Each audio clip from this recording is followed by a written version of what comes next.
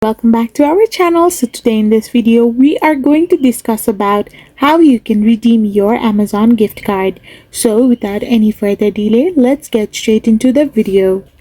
So for this, simply tap open your Amazon app, and once you open it, you need to get signed in into your account. Once you are signed in, simply tap on any item that you want to purchase, and once you have tapped it on, you need to simply scroll down below and tap on buy now. Once you tap on buy now, you will end up in this kind of interface. Now you need to type in a new delivery address or a location near you.